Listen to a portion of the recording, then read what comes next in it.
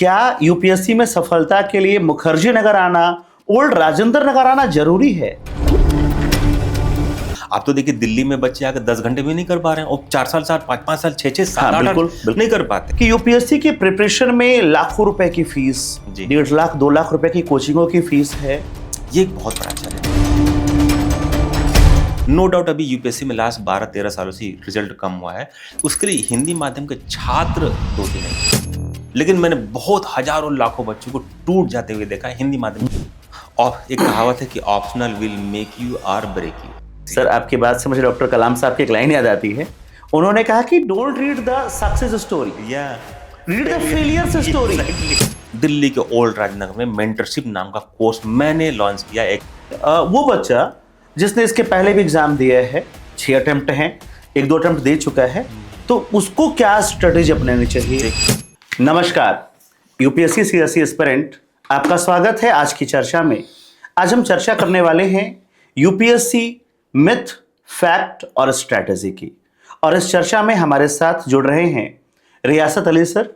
रियासत अली सर एक well known, well recognised और रिनाउंड नाम है, जिनका ओल्ड राजेंद्र नगर में ये अपने मेंटोरशिप प्रोग्राम के लिए विख्यात हैं। और इन्होंने अपने मेंटोरशिप के दम पर पिछले 15 सालों में इन्होंने बहुत सारे बच्चों को लाभासना तक पहुंचाया है। ऐसे भी कई मैंने वीडियोस देखे हैं, सुना है कि वो बच्चे जो लगातार 3 साल 4 साल से प्रीलिम्स क्वालिफाई नहीं कर पा रहे थे, वो सर के मेंटोरशिप में आने के बाद उन्होंने पहले अटेम्प्ट में सफलता पाई है। कई बच्चों ने ऑलरेडी पहले अटेम्प्ट में सफलता पाई है। तो सर, आपका बहुत बहुत स्वागत है इस बातचीत में, इस चर्चा में। और मैंने आपको पहले भी कहा कि इस चर्चा का जो विषय है वो है यूपीएससी मिथ, फैक्ट और स्ट्रैटेजी। सबसे पहले सर मैं बात करना चाहूंगा मिथ पे। दरअसल यूपीएससी के बाजार में, यूपीएससी के इन्वायरमेंट में बहुत सारा मिथ फैला हुआ है जी। और मैं सर थोड़ा रैपिडली क्वेश्चन पूछूं, मेरे पास सवाल बहुत ज्यादा हैं। जी पूछिए। तो सबसे पहला सर मेरा सवाल है, लेकिन आपके सवाल से आने से पहले मैं आपके बारे में इंट्रोड्यूस करा देना चाहता हूँ यूपीएससी एस्पिरेंट को। देखिए, सर ने मेरे बारे में बताया, लेकिन सर एक का नाम है मृत्युंजय राय, और सर का यूपीएससी सिविल सर्विसेज एग्जाम में पढ़ाने का बहुत लंबा एक्सपीरियंस है। सर जीएस में कई सब्जेक्ट को पढ़ाते हैं और बहुत ही रिनाउंड फैकल्टी हैं, और पिछले 12-13 सालों से 2013-14 से इन्होंने पढ़ाना चालू कर दिया था, तब से मैं इनको जानता हूं। और सर सिर्फ एक सब्जेक्ट नहीं पढ़ाते हैं, पॉलिटी पढ़ाते हैं, एथिक्स पढ़ाते हैं, हिस्ट्री पढ़ाते हैं जी, इंग्लिश वर्जन हिंदी वर्जन दोनों में। और सर हमारे यहाँ भी पढ़ाते हैं। सर का बहुत अच्छा फीडबैक है। सर ने लगभग नॉर्थ इंडिया के ऑलमोस्ट पार्ट में और जितने बड़े कोचिंग है सब में पढ़ाते हैं और अभी पढ़ा रहे हैं। सर अब आप आगे करिए। सर मैं पहला सवाल ही पूछना चाहूंगा जी कि क्या रोल है उन बड़े महानगरों का? जी। क्या यूपीएससी में सफलता के लिए मुखर्जी नगर आना, ओल्ड राजेंद्र नगर आना जरूरी है? क्या इसके बिना सक्सेस नहीं मिलेगी? देखिए, आना जरूरी है। अब समय बदल चुका है। पहले एक ज़माना था, आज से कोरोना से पहले की बात करें तब शायद वेल्टी थी उसकी, क्योंकि उस समय ऑनलाइन अडॉप्टेशन नहीं था लोगों के अंदर, खासकर स्टूडेंट के अंदर। बट तो उस समय आना जरूरी था, क्योंकि पूरा एक इन्वायरमेंट वहाँ तक नहीं जा पाता था। अब क्या है कि ऑनलाइन मोडियम में दोनों तरह के फैसिलिटीज़ है। अब ऑनलाइन पे एक से एक टीचर अवेलेबल हैं, ऑनलाइन डिज़ाइन करके कोर्सेज अवेलेबल हैं, और अपने जो हमारी जो एक जनता है या स्टूडेंट जो लॉबी है, जो स्टूडेंट ग्रुप है, सर कॉलेज लेवल से, स्कूल लेवल से, वहाँ ऑनलाइन में पढ़ने और समझने और डाउट सेशन लेने की एडॉप्टेबिलिटी बढ़ गई है। बिल्कुल बढ़ गई, सर्विसेज बढ़ गई बोथ साइड से। अब जब समय ऐसा आ गया है कि अगर जो स्टूडेंट अफोर्ड नहीं कर सकते बिकॉज ऑफ एनी रीजन, या तो फाइनेंशियल वजह से, या किसी घर के कामों में उनको जरूरी रहना, या घर से उनको परमिशन ही नहीं मिल सकती बाहर आने की, महिलाओं की सुरक्षा भी बहुत बड़ा इशू है। फीमेल कैंडिडेट तो खासकर अक्सर काफी सुनने में आ रहा है। तो अब समय ऐसा, खासकर आज 2025 के समय में या आगे, अब घर से तैयारी हो सकती है। मैंने पिछले लास्ट 2-3 ईयर में 2-3 बच्चे ऐसे हैं फीमेल की जो हमसे आज तक मुलाकात नहीं है, घर पे ही पढ़ करके, नाम नहीं लूंगा, घर से ही पढ़ करके, और उन्होंने यूपीएससी एक बार नहीं 2-2 बार क्रैक किया है, और ठीक तो और लबासना तक गए हैं। तो अब मैं कह सकता हूं कि यूपीएससी में अगर जो बच्चा अफोर्ड नहीं कर सकता, हाँ नो डाउट दिल्ली में ओआरएन आने का एक थोड़ा सा एक्स्ट्रा एडवांटेज मिलेगा, मुखर्जी इन्वायरमेंट थोड़ा सा मिल जाएगा, थोड़ा सा कॉम्पिटिटिव इन्वायरमेंट मिल जाएगा, घर के उलझनों से थोड़ा आपको सा फ्रीडम peace मौका मिलेगा। मिलेगा, जिम्मेदारियों से बच के सिर्फ फुल्ली 100% डेडिकेट होने का मौका मिलेगा। बट दिल्ली आने के अपने अलग चैलेंजेस भी हैं, उसको इग्नोर नहीं कर सकते। बिल्कुल है। तो लेकिन अगर घर न आ पा सकते हैं और घर से ही पढ़ के राजा बनना चाहते हैं, यूपीएससी क्रैक करना चाहते हैं, ब्यूरोक्रेट बनना चाहते हैं, प्रशासक बनना चाहते हैं, तो वो सपना पूरा हो सकता है, जो कि उसकी सुविधाएं अब बढ़ चुकी हैं। बढ़ चुके, बिल्कुल सर। सर मैं अपने दूसरे सवाल पे आऊंगा। जी। सर मैंने कई बार रील्स पे देखा है कि लोग कहते हैं सिलेक्शन के बाद कि नहीं मैं तो सिर्फ 4 घंटे पढ़ता था, मैं तो 3 घंटे पढ़ता था। क्या सच में एज अ मेंटर मैं आपसे जानना चाहता हूं कि 3-4 घंटे पढ़ करके सिलेक्शन लिया जा सकता है, या ये सिर्फ रील्स की हवाबाजी है? क्या इसका सच है? सर मैं देखिए 3-4 घंटे का थोड़ा सा कुछ ज्यादा कम हो गया। 6 घंटे अगर एवरेज है, 6 घंटे 6 से 8 घंटे डिपेंड करता है कि आप कितना फोकस है। आप तो देखिए दिल्ली में बच्चे आकर 10 घंटे भी नहीं कर पा रहे हैं, और 4 साल 5 साल 6 7 8 नहीं कर पाते, नहीं कर पा रहे। तो ये वो दोनों एक्सट्रीम्स अवेलेबल है। एक बच्चा होता है जो कहीं से भी दिल्ली में न रह करके कहीं भी रह करके उसको ऑनलाइन एक्सेसिबिलिटी है, मेंटर की अवेलेबिलिटी है, एक अच्छा मेंटर, अच्छा ग्रुप या उसके अच्छे सीनियर्स हैं, वो घर पे रह करके या जॉब करके 6 घंटा एवरेज है, मतलब 4 घंटा थोड़ा बहुत ज्यादा कम से कम 6 घंटा तो चाहिए। 6 आवर्स का एक एवरेज बनता है। छुट्टी संडे सैटरडे के दिन छुट्टियां हैं, आपने ज्यादा पढ़ाई कर ली, बहुत वर्किंग डे बहुत हेक्टिक, कभी कभी ऑफिस में बहुत ज्यादा काम होता है, तो आपने 3 ही घंटे पढ़ पाए। बट 6-7 घंटा अगर एवरेज पढ़ाई है, या कोई वीमेन वर्किंग वीमेन है, चाहे एक वीमेन वो है जो मैरिड है और घर के अंदर बहुत काम रहता है, राइट ना, वो भी वर्किंग ही हो जाता है, राइट ना। जी जी। तो 6 आवर्स एक बेंचमार्क मैं समझता हूं, और बस 6 आवर के साथ फोकस कितना अच्छा है, आपका अटेंशन कितना अच्छा है, गाइडलाइन कितना अच्छा है, मेंटरशिप कितना अच्छा है, और टू द पॉइंट पढ़ने, है ना, सही मटेरियल है, राइट रिसोर्सेज आपके पास है, राइट मेंटर है, एवरीथिंग इज करेक्ट है, तो 6-7 घंटा कोई कम नहीं है। बट डिपेंड करता है जी पर्सन टू पर्सन कि कितना कंसंट्रेशन लेवल है आपकी है, ये चीजें। मतलब अगर मैं एक लाइन में कहूं कि आपके पास राइट मटेरियल है, राइट मेंटर है और राइट अप्रोच है, तभी 6 घंटा पढ़ना जरूरी है। उसके बाद भी 4 घंटे में तो काम नहीं होगा, दुनिया से बच, हाँ रील्स वाली दुनिया से बच के। बहुत सही सर। सर अगला ये है कि सिलेक्शन के लिए ऑनलाइन या ऑफलाइन कोचिंग, कौन सी कोचिंग अच्छी है? अभी और एक सवाल सर इसमें मैं और जोड़ना चाहूंगा कि कोचिंग का सिलेक्शन कैसे करें? मैं आज घूम रहा था ओआरएन के बाजारों में या मुखर्जी नगर, मैं तो रहा भी हूं, पढ़ाया भी हूं सर। एक एक बच्चा 4 जगह 5 जगह 6 जगह है, तो क्या होना चाहिए कि अच्छी कोचिंग कौन सी है, सही कोचिंग कौन सी है? बाजारों में कोचिंग हो तो कोचिंग बहुत सारी हैं, बहुत सारा रील्स है जो वायरल है। तो सर 2 सवाल यहाँ पे है। एक सवाल ये कि ऑनलाइन चूज करें या ऑफलाइन चूज करें, और दूसरा सवाल ये कि ऑनलाइन ऑफलाइन में सही कोचिंग का चयन हो, वो कैसे बच्चे को, उसके लिए क्या पैरामीटर्स अपनाने चाहिए? देखिए ऑफलाइन ऑनलाइन मैं डिस्कस करूंगा, ये डिपेंड करता है कि वो जो स्टूडेंट है, जैसे काफी स्टूडेंट अभी भी आज की डेट में हमारे पास फोन आता है कि सर मैं जनवरी में दिल्ली आ जाऊं।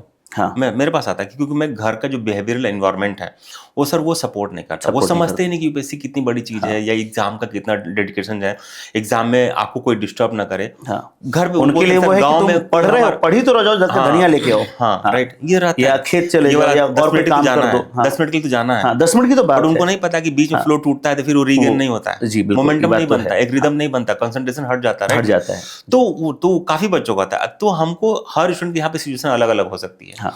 हमने पहले क्वेश्चन का आंसर दिया कि दिल्ली आना जरूरी नहीं है, बट दिल्ली आना किसको जरूरी है ये वेरी करता है। अगर स्टूडेंट का घर में बिहेवियरल है, घर में सपोर्ट मिल रहा है, और आपको अलग से एक सपोर्ट दिया गया है, अलग से एटलीस्ट एक छोटा सा रूम दे दिया गया है, और आपके पास इंटरनेट वगैरह है, और आपके घर में सपोर्ट है, तब दिल्ली आने की कोई जरूरत नहीं जी। और आपको ऑनलाइन एडॉप्टेबिलिटी हो, राइट, आपके अच्छे मेंटर ऑनलाइन मिल गए, आप तो तमाम मेंटर हैं, ऑनलाइन है, तमाम कोचिंग है, ऑनलाइन सर्विसेज अवेलेबल है, आपको चूज करना, राइट। अगर आपके साथ घर में आपके जिस मोहल्ले में, जिस गाँव में, या जिस रूरल एरिया में रहते हैं, या किसी डिस्ट्रिक्ट में, छोटे डिस्ट्रिक्ट में रहते हैं, और आपके घर का बाय डिफॉल्ट, मैं घर के लोगों पे ब्लेम नहीं कर रहा हूं, अगर वहां इन्वायरमेंट ऐसा नहीं कि they do not understand the requirement of the UPSC की, वहां कंसंट्रेशन कितना जरूरत है, किताब पढ़ने में कितना मेहनत लगता है, कितना ब्रॉड है, यहाँ पे कंसंट्रेशन भंग नहीं होना चाहिए। चाहे 4 घंटे पढ़ो, चाहे 8 घंटे पढ़ो, जो भी पढ़ाई करो उस समय आपको कोई डिस्टर्ब ना करे। अगर वो फैसिलिटी अवेलेबल नहीं है तो आप दिल्ली आ सकते हैं, बट डिपेंड करता है कि आप तमाम कॉस्ट, हाँ, बजट, दिल्ली वो आप बियर कर पा रहे हैं कि नहीं कर पा रहे, offline बल्कि choose कर सकते मैं हैं। तो ये भी सजेस्ट करूंगा कि जरूरी नहीं है कि आप दिल्ली ही आए, Right. आप अपने टाउन में भी एक छोटा सा कमरा लेकर लाइब्रेरी रह सकते हैं, लाइब्रेरी ज्वाइन कर सकते हैं। तो गांव-गांव में फैसिलिटी हो गई है, मैं काफी छोटे टाउन्स बच्चों को में ये भी हो गई सजेस्ट है। करता हूँ तो कि पहले हाँ, अपने एरिया में लाइब्रेरी वगैरह का फैसिलिटी सर्च देख कर लीजिए। लीजिए। अगर हाँ, सब कुछ गड़बड़ है तो एक बार तब आप कॉस्ट हाँ, किसी अफोर्डेबल बड़े है, शहर आप पे आ आइए। सकते हैं। जी सर, मेरा अगला दूसरा सवाल सवाल था, आपका हाँ क्वेश्चन था कि कोचिंग को सर्च कैसे करें। जी। जी, आप सोशल मीडिया के जमाना है, कोचिंग का फीडबैक अवेलेबल है, वहाँ के टॉपर्स, वहाँ के प्रीवियस ईयर के स्टूडेंट मिल जाएं, वहाँ के फीडबैक कमेंट्स मिल जाए, राइट। और प्लस टीचर जो हाँ जो मेन लीड टीचर हैं, राइट, अब उनकी क्रेडिबिलिटी क्या है, कितना एक्सपीरियंस है, कितना डेडिकेट होकर पढ़ाते हैं।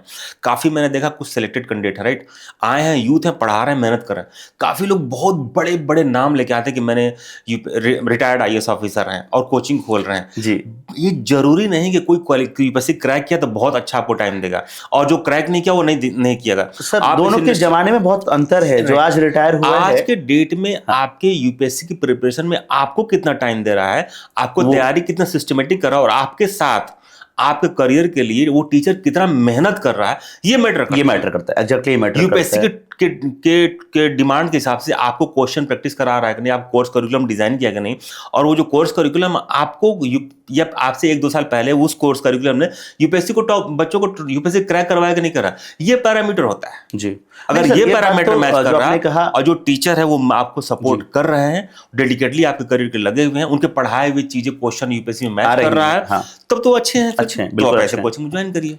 नहीं सर, ये बात तो मैं भी मानता हूँ जो आपने कहा कि रिटायर्ड IAS जो आज रिटायर हुआ है 2024 में 25 में, इसका मतलब है कि 19 उसने तब शायद सर्विस ज्वाइन की जब मैं पैदा भी नहीं हुआ था जी, इवन 3 साल ही जॉब करके आ रहे हैं। 1980-82 में।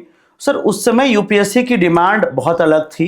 इनफैक्ट वो सब छोड़िए, 2011 से 2012-13 से लेकर के 2025 में बहुत अंतर आया पिछले 10 सालों में। जी, तो मुझे नहीं लगता कि हाँ वो लोग बहुत ज्यादा इफिशिएंट हैं, बहुत ज्यादा फिजिबल हैं, अभी तो सब इसके कुछ पीछे में मैटर नहीं करता भागना है। चाहिए। सब कुछ ये मैटर करता है कि आज की डेट में जो अगले साल 25 में या 26 में एग्जाम जो बच्चे बैठेंगे, 27 में बैठेंगे, उनके लिए जो कोर्स करिकुलम है उस टीचर ने कितना अच्छा to the point course curriculum design किया, कितना उसने और अपडेटेड कोर्स करिकुलम बनाया कितनी है। वैलिडिटी है, और जी, उस जी।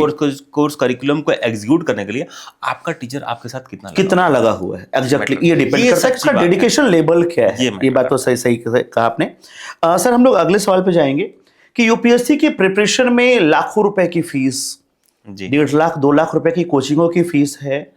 अगर किसी बड़े महानगर में कोई बच्चा रह रहा है और अगर वो 2 साल भी रहता है, तो अगर आप मिनिमम माने तो 10,000 रुपए अगर खर्च है, 10,000 तो मत कहिए, ये तो मतलब मिनिमम करना, अगर वो टायर 2 सिटी में, टायर 3 सिटी में तभी 20,000 हाँ 20,000 to 30,000, 20 से बताइए, 30,000 रुपए 20 से 30,000 रुपए। डिपेंड करता है कितना अच्छा मतलब रूम लिया अगर हुआ आप है। 20,000 रुपए की अगर हम बात करें सर, तो साल भर में उसका जो खर्चा है वो 2,40,000 प्लस रुपए coaching fees, plus coaching fees. मतलब ये 8 से 10 लाख रुपए पहले साल 5 का लाख, उसके बाद खर्चा है, हर साल- इतना हर कम साल से 2.5-3 कम। लाख। हाँ, उसका 2.5-3 लाख। तो वो बच्चा जो किसान बैकग्राउंड से आ रहा है, जी। बहुत रूरल बैकग्राउंड से आ रहा है, वो कैसे अफोर्ड करेगा? सर क्या उसे सपने देखने का अधिकार नहीं, बिल्कुल IAS बनने का अधिकार नहीं? जी, अगर है तो कैसे? ये हमारे पूरे देश के लिए ना एक बहुत बड़ा क्वेश्चन, नॉट ओनली IAS, चाहे हाँ, जो जेई करना चाहता वो जेई, हाँ बिल्कुल, ये सब बड़ा सवाल सब जगह है। एजुकेशन, बड़ा कंपटीशन पास करने के लिए सर्विसेज को एक्सेस करना चाह रहा है, जी सर आप भी 12 साल से पढ़ा रहे हैं, हाँ बिल्कुल, और आप तो हर शहर में पढ़ा चुके हैं। जी जी, मैं तो दिल्ली में ही हूँ, ओल्ड राजनगर और मुकरनगर में मेरा पूरा 15 साल गया है।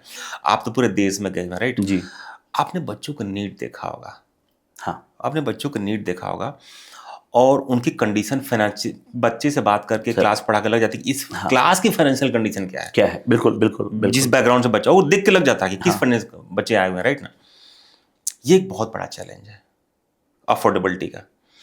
अब लेकिन अब जमाने बदलने के साथ, ऑनलाइन आने के साथ साथ कोर्सेज भी फ्री में या कम पैसे में आने लगे हैं, बिल्कुल अफोर्डेबल है। जी। ये अब स्टूडेंट को डिपेंड करना है कि किस वाले कोचिंग में जाना चाहता है। अच्छा, अगर अफोर्ड कर रहा है, नो डाउट कहीं अच्छा ज़्यादा फीस है, कहीं अच्छे टीचर भी हैं, ऐसे ज़्यादा चार्ज कर रहे हैं वो लोग, बट उसका अल्टरनेटिव अवेलेबल है।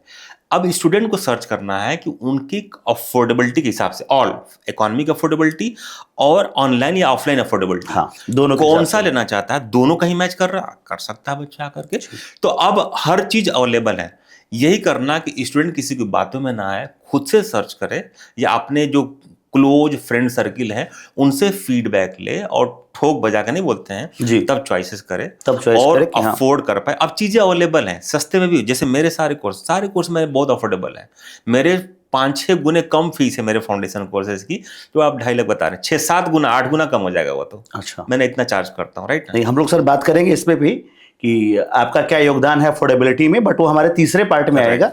हम सर एक सवाल आपसे और जानना चाहते हैं कि मीडियम का क्या रोल है। एक आता है कि हिंदी मीडियम या इंग्लिश मीडियम, क्या केवल अंग्रेजी मीडियम का बच्चा ही यूपीएससी क्वालिफाई कर सकता है या हिंदी मीडियम का बच्चा भी क्वालिफाई कर सकता है? लेकिन अगर आप रिजल्ट देखेंगे तो कहीं ना कहीं कंपैरेटिवली रिजल्ट हिंदी माध्यम का कम है। मैं सर उसकी वजह भी जानना चाहता हूं और उसका सॉल्यूशन भी जानना चाहता हूं। देखिए, अगर बात करें तो मैं खुद ही हिंदी माध्यम के बैकग्राउंड से, मेरी सारी पढ़ाई 12th तक हिंदी में हुई है, और बिल्कुल मैं हिंदी माध्यम को जो प्राइमरी स्कूल जो नहीं, जिसका थोड़ा भी हवा चले तो एक ईटा सर पे गिर जाए जी, या हल्का बारिश है तो पानी टपकने लगे, बिल्कुल मेरी बिल्डिंग ही नहीं थी जी। जिस प्राइमरी स्कूल से मैंने कक्षा 4-3 तक पढ़ाई करी है, क्लास यूकेजी और एलकेजी मिलाकर 3rd तक, वहाँ कोई बिल्डिंग नहीं थी। इमली के पेड़ के नीचे हमने पढ़ाई करी है मैंने जी। थोड़ा सा भी हवा चलता था छुट्टी, भागो घर, जिसका घर जिधर उधर ही भागता था।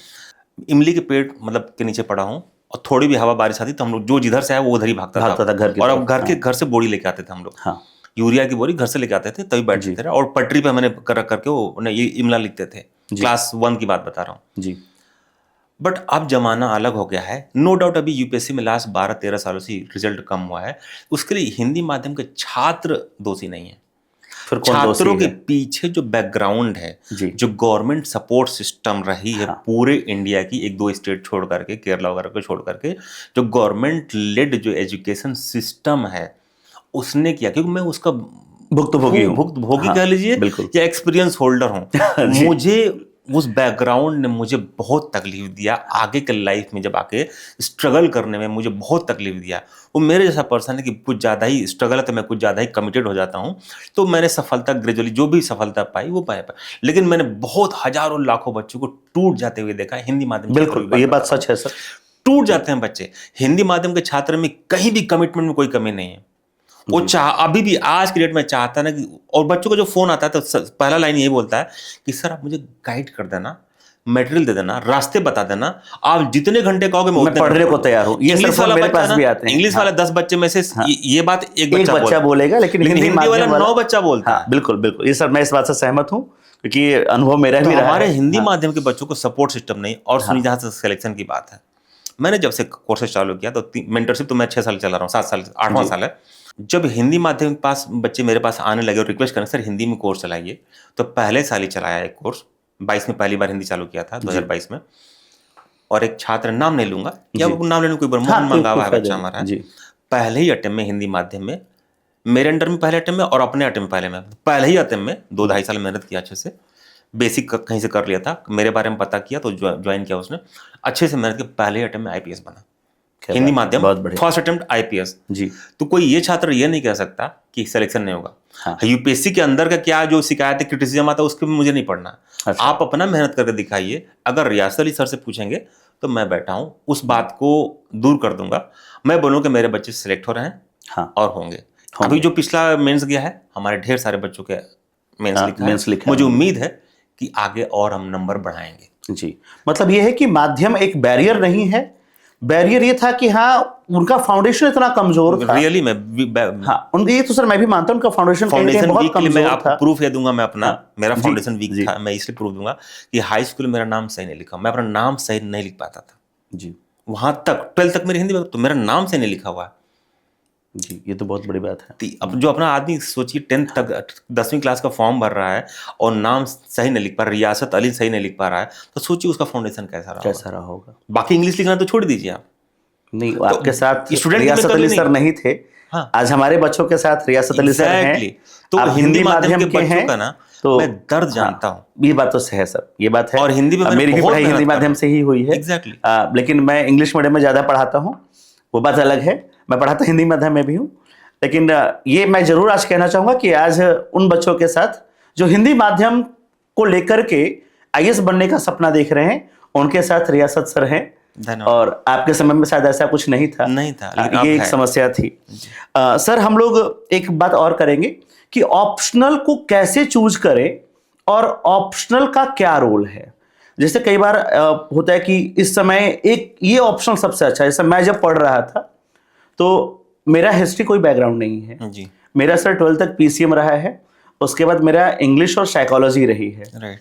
हिस्ट्री मैंने यूपीएससी को लेकर के किसी ने कह दिया इलाहाबाद में जब आया तो प्रयागराज में कि हाँ हिस्ट्री उसमें चलता था। जी, तो सर सीनियर ने कह दिया हाँ और आपने सीनियर ले ने लिया। कह दिया और हमने ले लिया। राइट, जबकि हिस्ट्री से मेरा कोई लेना देना नहीं था। राइट। अब वो माँ सरस्वती का आशीर्वाद रहा कि मैं आज इतिहास पढ़ाता हूँ। अच्छा, लेकिन ऑप्शनल को लेकर के कहीं ना कहीं आज थोड़ा सजग होने की जरूरत है। जी। वो जमाने अब नहीं रहे। जी। तो एक अच्छे ऑप्शनल का चयन कैसे किया जाए और ऑप्शनल का क्या रोल है आपके सिलेक्शन में। जी देखिए, एक कहावत है कि ऑप्शनल विल मेक यू और ब्रेक यू। एग्जैक्टली। आपके एक सिलेक्शन को या तो बना देगा या तो या तो बिगाड़ देगा। देगा। सच बात है। हाँ बिल्कुल है। 500 नंबर है पूरा। हाँ, ऑप्शनल चूज करने के मिनिमम 2 पैरामीटर्स हैं।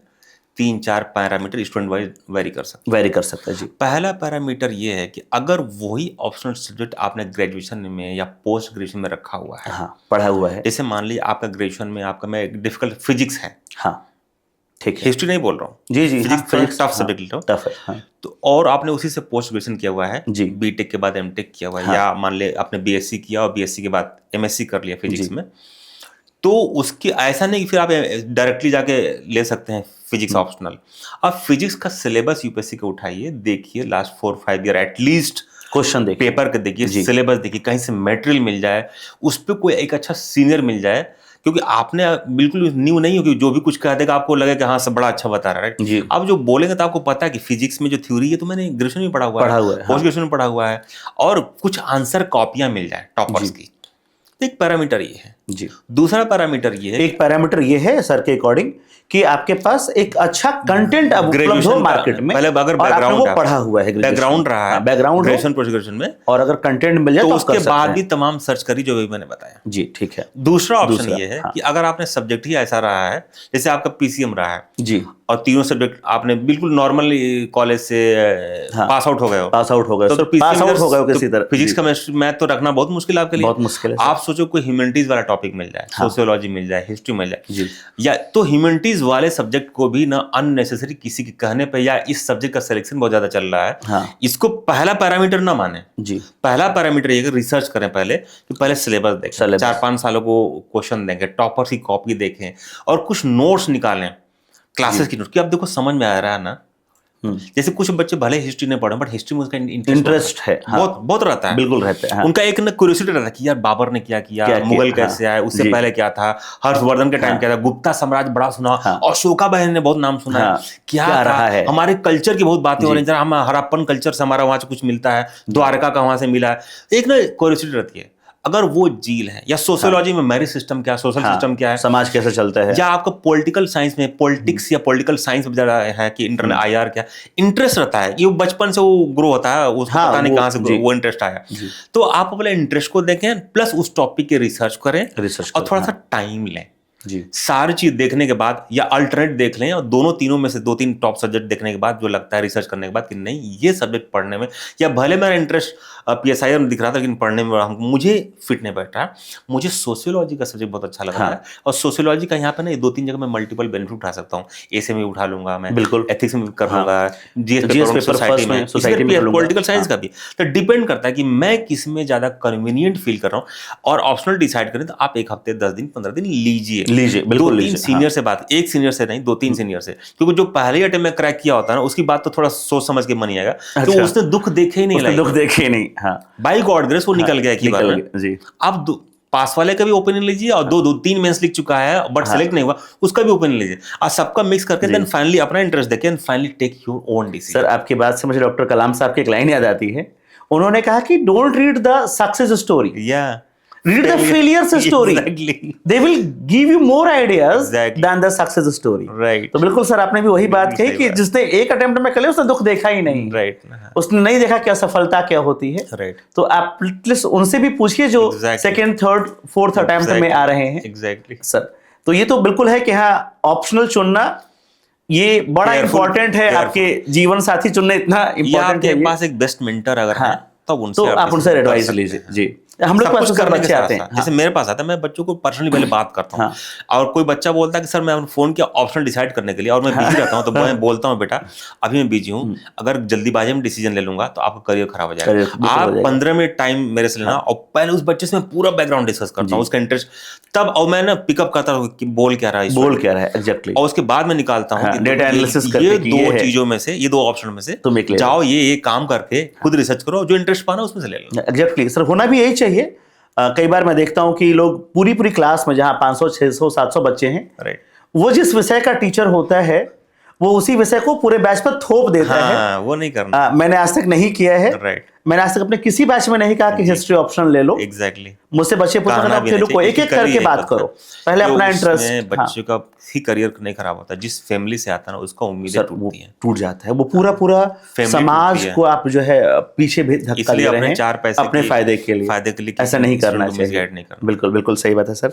तो यहाँ तक हमारी चर्चा थी मिथ पे। हम सर चर्चा के दूसरे पड़ाव पर चलेंगे। हम बात करेंगे यूपीएससी के फैक्ट के लिए। मैं इसके लिए बड़ा प्रिपेयर होके आया हूँ और अच्छा। हमने सवालों को लिखा है। ठीक है सर, एक सवाल और आता है कि तैयारी करने का सही टाइम क्या है? जी। आजकल मैं देख रहा हूं कि बच्चे, मैंने देखा कि क्लास 5 से यूपीएससी की तैयारी करा रहे हैं। हमने कहा, मतलब आई वॉज रियली शॉक्ड, मैं नाम नहीं लूंगा। क्लास 5 से क्लास 7 8 से तैयारी करा रहे हैं, आफ्टर 5th क्लास 6 से तैयारी थी वो। क्लास 6 के बच्चे को आप यूपीएससी में क्या पढ़ाइएगा? जी जी। लेकिन मैं ये जानना चाहता हूं कि हाँ, आज थोड़ा सा ये जमाना तो है। पहले हम लोग, मैंने सर पहले ग्रेजुएशन किया, फिर सोचा कि क्या करना है, तो फिर मैंने एसएसबी दिया, मैं मेडिकल आउट हुआ, फिर मैं आया यूपीएससी में। तो मैं थोड़ा लेट था, लेकिन आज वैसा दिन नहीं है। तो आज क्या है सही एंट्री टाइम? जी कब आज बच्चे को तैयारी शुरू कर देनी चाहिए? जी, देखिए इसमें भी कई कैटेगरी हो सकती है, जी। सिचुएशन पे डिपेंड करता है। हाँ, जैसे ये तो आपको है। पता है, लेटा आपको पता ही नहीं रहा होगा, पता ही नहीं था, मैं घर में सबसे बड़ा था, हमको भी पता ही पिताजी नहीं था। शिक्षक थे तो Right. उनको बहुत आइडिया नहीं था। राइट। देखिए बहुत अर्ली अगर 10th 12th में बच्चे के ऊपर आईएएस के सपने थोपते हो, हाँ, तो आप उस बच्चे उसका की बचपन छीन personality लेते हो। उसका बचपना छीन छीन रहे हो। लेते हो। इवन फर्स्ट ईयर में भी हाँ, मेरे पास भी कॉल आता है, गार्जियंस कॉल आता है कि मैं अपने बच्चों को आईएएस बनाना चाहता हूँ। मैं बिल्कुल आईएएस बनाना, लेकिन पहले उसको जी लेना, पहले जी लेना था। एटलीस्ट यूनिवर्सिटीज में या कॉलेज में फर्स्ट ईयर तक उसको प्रेशर ना करिए। प्रेशर ना कीजिए। एक 12th तक अलग दौर में होता है बच्चा, हाँ, बिल्कुल होता है। कॉलेज में जाता है ना तो वो थोड़ा- वैरायटी आप इंटरेक्शन हाँ, होते हैं। बिल्कुल। एटलीस्ट 1 ईयर गिव हिम और her to have a various type interaction, learn the, घर से निकल के दुनिया में जाता है। हाँ, वो सोशलाइज ज्यादा होगा वहाँ। सोशलाइजेशन उसका होने दीजिए, होने दीजिए, बार बिल्कुल उसका होने एक बार इंटरप्ट ना करिए। फर्स्ट ईयर जब हो जाए, एग्जाम जब हो जाए, तब थोड़ा मोड़ा सर्च वगैरह चालू हो। हाँ, अगर बहुत अर्ली है तो, बहुत अर्ली है। फर्स्ट ईयर के बाद मेरा मानना है, जी। फर्स्ट ईयर जब एग्जाम वगैरह हो जाए तो थोड़ा सा उसको अपना छुट्टियों में रिसर्च वगैरह एनसीईआरटी पढ़ाना, सिलेबस देखना, टॉपर्स के व्यू देखना या कुछ और मोटिवेशनल वीडियो देखना चालू हो जाओ। फिर फर्स्ट सेकंड ईयर में एंट्री हो जाए, थोड़ा सा कुछ पहला ट्राइमेस्टर निकल जाए, थोड़ा मोड़ा कोई क्लास ऑनलाइन ज्वाइन करा दीजिए। थर्ड ईयर से थोड़ा सा बढ़िया मेहनत हो। अच्छा। और थर्ड ईयर पास करके ठीक ठाक काम चलाओ, तैयारी हो जाए, ताकि जब बच्चा फुल फ्लेज में जब तैयारी करने आए तो डेडिकेट होकर मेहनत करे और अगले 8-10 महीने सिलेबस को बहुत अच्छे तरीके से कवर कर ले इन टर्म्स ऑफ पढ़ाई और आंसर राइटिंग, लेक्चर वगैरह, ऑप्शन सब कुछ। पहला कैटेगरी ये है, बिल्कुल सर, बिल्कुल, जो बहुत पहले से अवेयर हैं, ये कैटेगरी।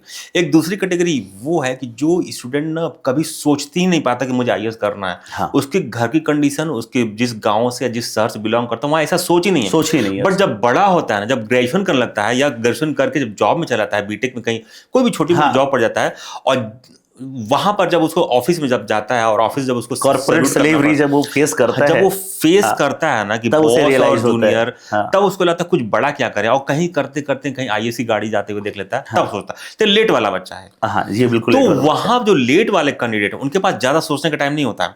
उनको क्या चाहिए? सही डायरेक्शन चाहिए। एग्जैक्टली सोचने का टाइम उनके पास अब रिसर्च टाइम कम होता है, क्योंकि उनको उसके बावजूद उनको अर्निंग करनी होती है। सर्टेन लेवल अपनी अर्निंग या अपनी पहले 6-8 महीने में पता चलने के बाद 1 साल और जॉब करना, जैसे मुझे बिल्कुल पता चलने के बाद मुझे 1 साल और जॉब करना पड़ता है, ताकि कुछ पैसे बचे, इकट्ठे करने पड़े। कुछ पैसे बचे कि जब मेन एग्जाम आएगा, जब बिल्कुल डेडिकेट हो, जब एग्जाम देना पड़ेगा, तो मुझे फिर जॉब है तो छोड़ना पड़ेगा या छुट्टी लेनी कम से कम 2-2.5 लाख इकट्ठे हो मेरे पास। ये मेरे साथ हो चुका, मैं खुद इसका भुगतभोगी हूं। मैंने लोन लेके ग्रेजुएशन किया हुआ, राइट। तो वो दौर, तो वो बच्चे को क्या होता है, वो ऐसे एस्पिरेंट को सही डायरेक्शन ढूंढना, सही मेंटर, सही कोचिंग ढूंढना बहुत जरूरी है। बहुत जरूरी। लेट वर्क कमर्स को सही टीचर, सही कोचिंग, सही मेंटर ढूंढना बहुत जरूरी है। तो दोनों का आने का ना कोई फिक्स टाइम नहीं है। जो पहले से अवेयर है या उनके गार्जियन की पता है कि नहीं अपने बच्चे को मुझे आईएएस ही बनाना है, कोई नहीं बन पाते हैं तो उनको मलाल रहता है कि मैं तो नहीं कर पाया, अपने बच्चों को मेरा बेटा करेगा। तो बट उस बच्चे की जिंदगी न अच्छी नहीं है। हाँ नहीं सर, आप उसको मुझसे टाइम आज देना। भी सर कमेंट आता है कि सर आप अपने बेटे को आईएएस बनाओगे। मैं सीधा कहता हूं कि नहीं, मैंने अब तक एकदम डिसाइड नहीं किया है। Let him grow, right. उसको जीने दो, उसको जो करना होगा वो डिसाइड कर लेगा। मैं बच्चे मुझसे आज सर पूछते हैं ऑनलाइन भी ऑफलाइन भी कि सर आपका बेटा तो आईएएस बनेगा। मैं सीधा कहता हूं नहीं, एग्जैक्टली वो उसका चॉइस है। अगर वो बनना चाहेगा पूरा सपोर्ट है, नहीं बनना चाहेगा मेरी तरफ से कोई ऑब्लिगेशन नहीं Exactly. कि मैं नहीं कर पाया तो तुम जरूर करोगे। फोर्स करना ठीक नहीं। हाँ, बच्चा और दब जाता है, और दब जाता है, बिल्कुल अपने कैरेक्टर को ना बाहर नहीं निकाल पाता, नहीं निकाल पाता है। तो सर ने बहुत अच्छी बात कही कि अगर आपके पेरेंट्स अवेयर हैं तभी कम से कम 1 साल ग्रेजुएशन में जिंदा रहिए, खूब मस्ती कीजिए, खूब एंजॉय कीजिए, अपने कॉलेज लाइफ को समझिए, सोशलाइज होइए, खूब दोस्ती वस्ती कीजिए, कोई दिक्कत नहीं है। कॉलेज के फेस्ट में पार्ट वार्ट लीजिए, गिटार सीखिए, म्यूजिक सीखिए, जो करना है कीजिए। सेकेंड ईयर से थोड़ा सा यूपीएससी की तरफ अपना झुकाव बढ़ाइए, सेकेंड ईयर में ट्रांजिशन करिए। हाँ, और थर्ड ईयर तक आपका एटलीस्ट बेस हो, ताकि आप समझ पाए कि टीचर अगर लॉन्गिट्यूड पढ़ा रहा है, लैटिट्यूड पढ़ा रहा है, तो ये किस चिड़िया का नाम है, ये होता क्या है। ये लॉन्गिट्यूड देश है, पर्वत है, या मैप पर खींची हुई लाइनें हैं। ये आपको इतना पता हो तब तो आप उस भीड़ के साथ कोप अप कर पाएंगे। थर्ड ईयर का पहला 3 महीना जब बीतता है ना जी, तो बच्चा खुद ही आगे क्या करेंगे, जॉब करेंगे, क्या सेटल क्या होंगे, रास्ता क्या निकलेगा, सोचने लगता है। बिल्कुल सोचने लगता है। सेकेंड ईयर को ट्रांजिशन फेज रखे और डिसाइड कर लें क्या करना है, कि मुझे जॉब में जाना है कि यूपीएससी तैयारी करना है, कुछ और एग्जाम देना, राइट जी। तो सेकेंड ईयर ट्रांजिशन फेज हो सकता है। सर्च रिसर्च वर्क करिए, ये कोचिंग पढ़ना करना, उसके बाद करिए। जी सर, मैंने जब भी सुना है टॉपर से तो सुना है कि एनसीईआरटी पढ़ो, एनसीईआरटी पढ़ो। एनसीईआरटी पढ़ना कितना जरूरी है जी। और एनसीईआरटी कैसे पढ़ा जाए? एनसीईआरटी का रोल क्या केवल प्रीलिम्स में है या प्रीलिम्स मेंस दोनों में है? तो सर थोड़ा सा मैं चाहता हूं एनसीईआरटी पर एक बार आप समराइज करें। एनसीईआरटी का रोल पूरा आपके पर्सनालिटी डेवलपमेंट पे, टोटल प्री मेन इंटरव्यू और अपने शिक्षा सिस्टम को दोबारा, अगर जैसे मेरे जैसे स्टूडेंट बचपन नहीं पढ़ पाया या अच्छी स्कूलिंग नहीं हुई, तो वापस अगर आईएएस बनना चाहते हैं और आईएएस बनने के बाद अब क्या करेंगे, डेवलपमेंटल काम करेंगे, पॉलिसी मेकर होंगे, बेस लेवल पर पब्लिक इंटरेक्शन होगा। तो आपको एटलीस्ट ये पता होना चाहिए कि हमारे देश में एजुकेशन सिस्टम क्या है। तो आपका ना वो करेक्टर देखा कि हमारे देश के जो ह्यूमन रिसोर्स डेवलप हो रहा है ना, एनसीईआरटी से आपको व्यू मिलेगा। अच्छा, एनसीईआरटी व्यू मिलेगा, प्लस एनसीईआरटी आपको प्री में भी हेल्प करेगा, एनसीईआरटी आपको मेन में भी हेल्प करेगा, एनसीईआरटी आपको इंटरव्यू में हेल्प करेगा और एनसीईआरटी सब कुछ करने के बाद भी हेल्प करेगा। एनसीईआरटी आपको पूरा करेक्टर बिल्डअप में काम करेगा। बट तो एनसीईआरटी सिर्फ रटना नहीं है, उसको प्रॉपर समझना बहुत जरूरी है। जी जी। जैसे एक होना एजुकेट होना, एक होता लिटरेट होना। जी, तो आपको एजुकेट होना है, एनसीईआरटी पढ़ के रट के एग्जाम में प्री क्वेश्चन टिक कर लिया, वो बड़ी बात नहीं है। आप उसको एनसीईआरटी जो, क्योंकि जब एनसीईआरटी कोर्स बनता है ना तो वहां बहुत बड़े बड़े रिसर्चर रिसर्च करके कोई चैप्टर डाला जाता है। वो सर पहले पेज पे नाम लिखा होता है, हालांकि हम लोग पढ़ते नहीं है एग्जैक्टली कि किस किस ने काम किया है। आप एनसीईआरटी को देखेंगे उसमें, हाँ समझिए उसको। जी, एजुकेट होइए एनसीईआरटी पढ़ के। मैंने देखा है सर पलट करके बड़े बड़े विश्वविद्यालय के कुलपतिज और प्रिंसिपल्स डिग्री कॉलेजेस में और लेक्चरर्स हुआ करके लिखने का काम करते हैं, जो 30-35 साल के एकेडमिशियन रहे हैं, उन्होंने लिखा है। तो वास्तव में वो फाउंडेशन तो समझना है, जरूरी है। लिटरेट होना एनसीईआरटी की बड़ी बात नहीं है, वो तो रट करके एग्जाम में पास भी कर लेंगे। एनसीईआरटी को समझेंगे ना तो कल के दिन जो एनसीईआरटी पब्लिश होगी, जो अमेंडमेंट होगा, अपग्रेडेशन होगा, उसमें आपका रोल बहुत बड़ा होगा। हाँ, या नहीं भी उसमें होगा तो कल के दिन जो एजुकेशन से जब आप आईएएस बनेगा ना तो आप बहुत अच्छे काम करेंगे। यानी वो यूपीएससी की तैयारी में तो काम आएगा ही आएगा, हर जगह काम वो आपके आईएएस के जो आपका सर्विस पीरियड होगा, आपके सिस्टम को समझने का बेस है, वो बेस है। जी बिल्कुल। स्कूलिंग सिस्टम का, जिसको ब्लेम लगता है कि इंडिया में स्कूलिंग सिस्टम अच्छा नहीं है, प्रथम की रिपोर्ट आती है, उसको समझने का आएगा जी। या कभी लगेगा स्कूल तो बहुत अच्छे बने हैं, किताब बहुत अच्छी बनी, स्कूल और सर्विस टीचर अच्छे नहीं है, आपको अपने समझने में आसान करेगा आईएएस बनने के बाद। जी सर, मेरा अगला है सवाल, अगला जो चर्चा का विषय है वो ये कि फाउंडेशन कोर्स का क्या महत्व है। मैं घूम रहा था मुखर्जी नगर या सब जगह, सारे जगहों पे फाउंडेशन कोर्स चलता है। जी। तो कौन सा फाउंडेशन कोर्स, कैसा फाउंडेशन कोर्स, कैसे ज्वाइन करें, थोड़ा सा सर फाउंडेशन कोर्स है क्या जी। और कैसे फाउंडेशन कोर्स हमें ज्वाइन करना चाहिए, इस पे एक बार आप बताएं। देखिए, जब 2011 में मैं कोई इस यूपीएससी सिविल सर्विसेज में काम करना चालू किया, स्पेशली ओल्ड राजनगर से मेरा पहला दिन ओल्ड राजनगर में था। फिर अगला 1 साल दोनों मुखर्जी नगर और ओल्ड राजनगर में आना जाना, दोनों जगह में काम करता था। तो उस समय जो कोचिंग चलता था तो उसमें क्लासेस बहुत बड़ी बड़ी हुआ करती थी, फाउंडेशन कोर्स की होती थी। एक बैच में, छोटा कोचिंग तो भी 100 बैच। हाँ, वो सर हम लोगों ने पढ़ा है, 500 700 350, 400, 500, 600 का बैच पढ़ा है। टीचर की इतने दूर हुआ करते थे कि टीचर्स की कम से कम 3 से 4 पर्दे बीच में, हाँ, वो लगाया पर्दे लगते थे, प्रोजेक्टर वाले उस समय प्रोजेक्टर का ही टाइम था, ताकि सर वहां दिख रहे हो दूर से, पीछे पर्दे पे नजदीक देखने के लिए क्या लिख रहे हैं, प्रोजेक्टर लगाओ। हाँ, प्रोजेक्टर लगाओ एक ही हॉल में जी। और कम से कम 3-3, 4-4 प्रोजेक्टर लगे होते चलता था, उसका वो मजबूरी वाला फाउंडेशन, उसके बाद दूसरा अल्टरनेट नहीं था। हाँ, अब जो तमाम तरह के फाउंडेशन कोर्स आ गए हैं जी, ऑनलाइन भी है, मेंटर भी अवेलेबल है, या जहां नहीं है तो उसको भी आपको देखना पड़ेगा। हाँ, आपको फाउंडेशन कोर्स वो करिए जो फाउंडेशन कोर्स पहले तो उसकी क्वालिटी टीचर अच्छे हो जी, मटेरियल अच्छे हो, टू द पॉइंट डिजाइन हो, यूपीएससी को पैरामीटर को मैच करता है। हाँ, पढ़ने के बाद आप क्वेश्चन यूपीएससी क्वेश्चन एटलीस्ट समझना चालू कर दिए हैं जी, लिख नहीं पा रहे हैं कोई बात नहीं, हाँ, वो अलग समझ तरीका रहे है। हैं, समझना आ गया यूपीएससी के जो पीवाई की तो अब देखना चालू कर दो तो आपका नेट पे अवेलेबल है। तो आपको एक ऐसा कोर्स ज्वाइन करना जो यूपीएससी के पॉइंट ऑफ व्यू से वहाँ फैकल्टी अच्छे हो, क्रेडिबल फैकल्टी हो, मेहनती हो जी, ऐसा नहीं कि सिलेक्टेड है और अभी बड़ी बड़ी बातें यूट्यूब पे करते हैं और क्लास के अंदर इतना काम, जी, यूट्यूब पे इतना बड़ी बड़ी बात है और क्लास के अंदर इतना काम, वो नहीं चाहिए। हाँ, आपके साथ वो चाहिए जो कोर्स करिकुलम सेट डिजाइन किया है हाँ, और उसके प्रीवियस ईयर में पढ़ाई हुई चीजें यूपीएससी में मैच करती हूँ, यूपीएससी और विद इन टाइम किया हो, हाँ, टाइम पे टाइमली सर्विस देता हो, और मेंटर वहाँ का बहुत अच्छा हो जी। मेंटर आपका इशू हो तो वहां से किसी को आप कनेक्ट कर पाए और आपको फोन आपको रिस्पांस मिले, चाहे 1-2 घंटे बाद ही मिले, सुबह का शाम मिले, लेकिन एक कम्युनिकेशन मेंटेन होना चाहिए जी, ठीक है ना। तो फाउंडेशन कोर्स, आप फाउंडेशन कोर्स भी चल रहा है, मेंटरशिप कोर्स भी चल रहा है। मैं फाउंडेशन के साथ साथ मेंटरशिप भी कराता हूँ, मतलब फाउंडेशन मेंटरशिप में बोलता हूँ जी। ऐसे कोर्स कर सकते हैं, अफोर्डेबिलिटी भी देख लीजिए और सारी चीजें to the point course curriculum हो और एक गाइडलाइन सपोर्ट सिस्टम हमेशा हो, क्योंकि ना पढ़ते पढ़ते आप क्या क्या पढ़ते रहते हो।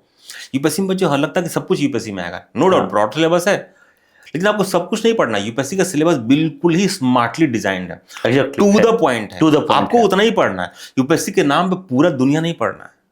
यूपीएससी के नाम पे बच्चे आजकल गाजा इसराइल की तमाम फालतू कवरेज, वो नहीं पढ़ना आपको।